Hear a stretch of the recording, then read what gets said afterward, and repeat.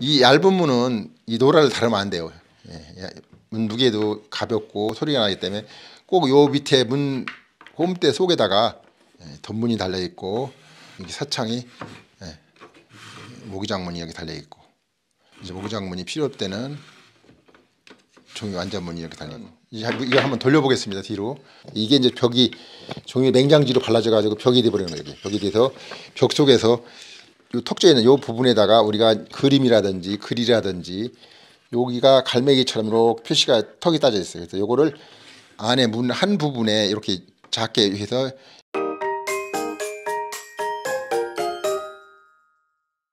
근데 문만 이제 이렇게 짜서 다는 게 중요한 게 아니라 이 안에 문을 이제 얇은 문인데 우리가 두꺼운 문 같으면은 밑에 노라가 있어서 이제 금속이든지 플라스틱 노라가 있어서 이제 이렇게 드르륵 소리 나게 왔다 갔다 하는데 이 얇은 문은 이 노라를 다루면 안 돼요.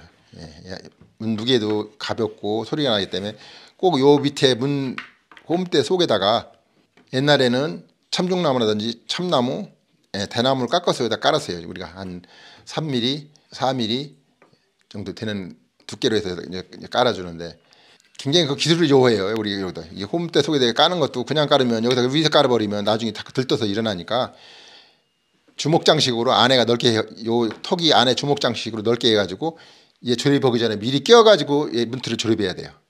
그렇지 않으면 얘가 나중에 여기다 끼워버리면 얘 들고 일어나 버린단 말이에요. 위에서. 그래서 절차가 복잡하고 굉장히 고급해요. 밑에 홈대 속에다가 우리가 그걸 끼우는데 그 끼우는 거는 문틀 조립하기 전에 미리 옆에서 끼워야 돼. 그래야 주먹장식으로 옆에가 물려 있어서 안 빠지지 위에서 눌러버리면은 그냥 일어난다는 거. 그 방법을 꼭 터득해야 돼. 그래서 그거 하려면은 꼭 이런 대패가 또 다 있어야 돼. 이렇게 이런 대패가 있어서 주먹장식으로 하려면 이런 대패가 있어야 돼. 요거 대패가 있어야 그 내수가 있는데 이것도 좀 윗단계로 와서 좀 습득을 해야 돼. 하는 방법을. 그렇지 않으면 할 수가 없어요.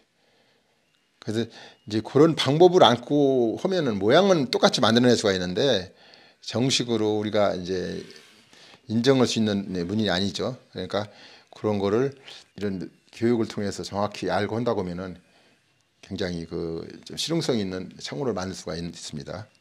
이번에는 이제 요 안에 문까지 했고 창호문은 이제 수대살로 좀 했는데 하나 더 달아볼게요. 요거는 지금 우리가 사창으로 하고 있는데 수대살로 지금 있는 사창인데 이 사창은 넣어놓고 이제 이 종이 바른 문만 쓸 때는 요거만 쓰면 되는 거고 사창 쓸 때는 요 문을 이제 쓰는 거잖아요. 이렇게.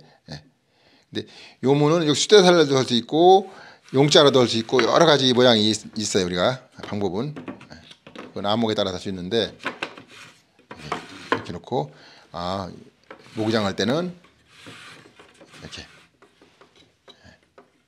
사창할 때는 이렇게 그다음에 종이 할 때는 이렇게 이제 음과 양을 우리가 많이 따지는데 방향에 따라서 쓰임새가 있기 때문에 문살 들어가는 거는 그때 생각을 좀 많이 해야 될 거예요. 그거는 집의 방향이라든지 집이 너무 어두우면은 문살이 좀 넓게 이렇게 넓게 가서 집이 환하게 좀 만들어야 되고 이렇게 집이 어딘지 북쪽 방향이라면 남쪽 지방이면은 남쪽 집이라고 하면 문살이 좀 더 많이 들어가서 햇빛을 차단시켜야 되고 여러 가지가 이제 그런 방법이 있어요. 그것도 이제 좀 더 심화 단계로 가야만 이제 이해가 될 건데 그런 여러 가지가 있어요. 그래서 그런 것도 이제 하나하나 이제 나중에 습득할 수가 있을 겁니다. 덧문이 이제 하나가 좀 달려 있고 한번 해볼게요.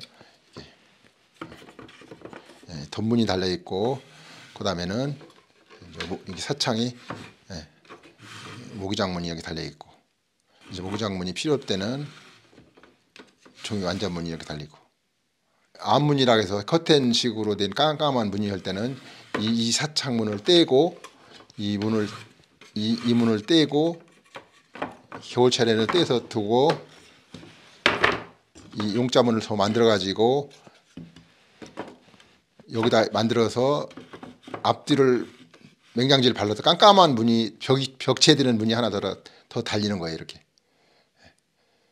그러면은 굉장히 집 안에서 포근하게 잠을 잘 수가 있는 거죠. 그래서 그런 절차가 아주 여러 가지 까다로워요. 그래서 그런 걸 다 지켰을 때 우리가 이 문을 참 잘 만들었구나, 잘했구나를 우리가 인정해 주는 거예요. 그다음에 이제 안에 보면은 안에서 봤을 때는 이제 어떤 게 있냐면은 이거 한번 돌려보겠습니다. 뒤로. 이게 이제 안에서 봤을 때는 이면이 벽면인데 이 벽면이 이 문들이 이제 이렇게 보이면 안 되잖아. 이 문이 보이면 안 되니까 우리가 이 두껍다지 문이라고 해서 우리가 이렇게 두껍다지 문이라고 해서 문이 여기 이 벽체를 덮는 문을 또 하나 만들어서 이렇게 덮어줘야 돼. 이게 이제 벽이 종이 냉장지로 발라져 가지고 벽이 돼 버리는 거예요. 벽이 돼서 벽 속에서 얘네들이 이제 왔다 갔다 하는 거죠. 이렇게. 얘네들이 왔다 갔다 하는 거 이렇게. 벽 속에서. 그래서 우리가 일명 이걸 이제 두껍다 지문이라고도 이제 하는데 우리가 이게 두꺼비 집이라고 해서 두꺼비 집 속에 요게 두껍다 지문이라고도 하는 거거든요. 우리가 두껍다 지문이라고도 하고 우리가 도돈문이라고도 해요. 도돈문. 도돈문이라 왜냐면은 우리가 나중에 왜 도돈문이라고 하냐면 나중에 요 턱쪽에 있는 요 부분에다가 우리가 그림이라든지 글이라든지 를 여기다 붙이기 때문에 그것만 글씨를 붙이는 거예요. 그래서 항상 요 가운데에다 글씨라든지 그림을 붙이고 가운데 가시는 비단 바르는데 그래서 우리가 두껍다지 문이라고도 도돈문이라고 해요. 도돈문. 예. 도돈문이라고 하거든요. 지금 도돈문이라는 그런 명칭도 하나하나 이제 우리가 알고서 이제 우리가 하면 굉장히 재밌어요. 예. 그리고 또 이제 무형문화재는 그런 하나하나 명칭도 이제 알려주면서 하는 게 원칙이고 여기 이제 종이턱이 이렇게 돼 있고 여기 가해가 지금 우리가 갈매기처럼 이렇게 이렇게 턱이 따져 있어요. 그래서 우리가 여기가 갈매기처럼 이렇게 표시가 턱이 따져 있어요. 그래서 요거를 요 명칭이 이제 우리가 의사라고 의사. 요 이름을 의사라고. 보면은 여기가 갈매기처럼 이렇게 따져 있어요. 그죠? 이렇게 따져 있잖아요. 이렇게 갈매기처럼 종이 이렇게 발라질 건데 그 요 부분을 우리가 의사라고 하는 의사. 이름을 의사라고 하고 여기에 이제 종이 발라지기 때문에 이 문 자체가 두껍다지 문이라고도 하고 도돈문이라고도 하고 그래서 이 문이 이제 오래다 가기 위해서 여기다 요 의사라 표시한 요 나무 여기 종이 발라지는 게 좀 요 부분이 약할 것도 있으니까 요 삼각형으로 나무를 또 붙여줄 수가 있어요. 여기. 그건 개불대라고 그래. 개불대.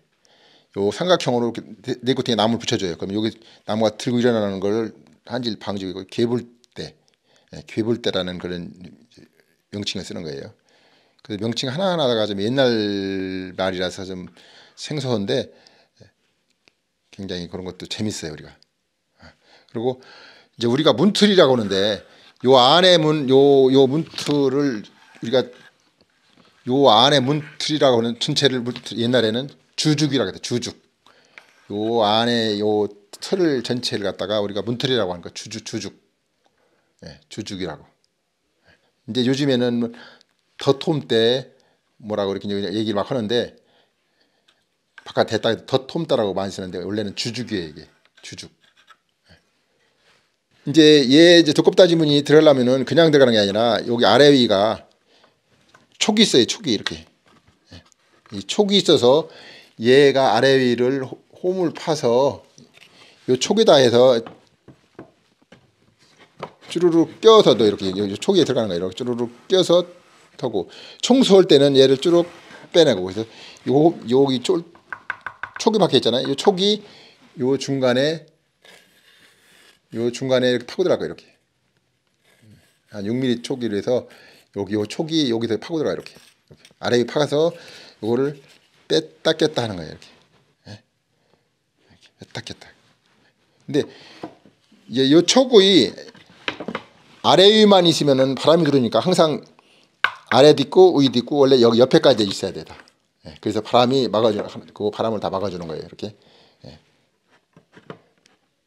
이제 또 한옥에서 이제 이렇게 보면은 한지만 다 바르면 겨울철에 그 바깥에 풍경을 봐야 되는데 잘 안 보이잖아요. 근데 그런 때는 창경털이라 해가지고 우리가 창경털이라 해가지고 안에 문 한 부분에 이렇게 작게 해서 유리라든지 끼워서 바깥에 볼 수 있게끔 여기 유리 끼우는 걸 갖다가 우리가 창경털이라고 하는데 작게 부분 한 부분을 표시해서 바깥에를 볼 수 있는 그런 구조도 만들 수 있어요. 그래서 우리가 그렇게 틀을 얇게 해서 띄우는 게 있는데 그건 우리가 창경틀이라고 하거든요. 예, 창경틀이라고 하는데 그것도 그때그때 넣으면은 굉장히 사람 바깥에서 봤을 때 꼭 문이 뭐라고 할까? 눈사람처럼 보이고 집 전체가 사람이 살아있는 것처럼 보이기 때문에 그 위치에 따라서 재밌어요. 넣는 것도. 그래서 꼭 시골에 같은 데 보면은 꼭 자기 앉았을 때 눈높이에 창경틀이 하나씩 껴져 있어요. 창경틀이. 궁궐에도 돼 있고. 근데 이제 궁궐과 다른 거는 보통 민가에서는 이 창경틀이 유리로 고정돼 있고 궁궐에는 이 창경틀에도 또 거기에서도 유리가 두 개가 왔다 갔다 이렇게 움직이게 돼 있어요.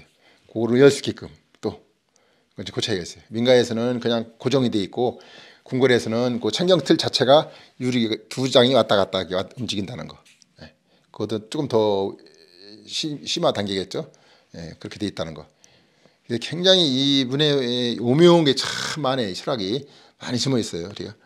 그래서 이제 그런 거를 지금 말로에서는 다 모르고 이제 수업하면서 그때 하나씩 이제 알려줘야 되지. 지금 말로를 하면은 아마 바깥에 듣는 사람들의 이해하기가 좀 쉽지 않을 거예요. 그거는 그때 수업을 따라서 이제 할 거고.